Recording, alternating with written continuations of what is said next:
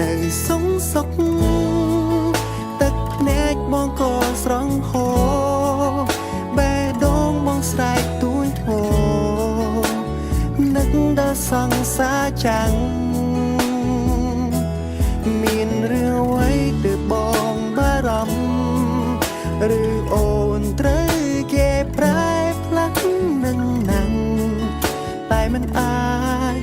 សំបីត្រឹមខលទៅសួរ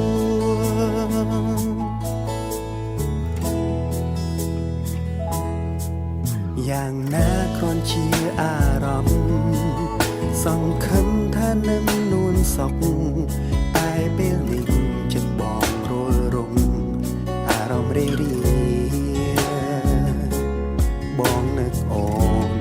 បងនឹកអូននឹកអូនណាំងណាពុំងារហេតុអ្វីត្រូវវេលានេះឲ្យបងនឹកអូន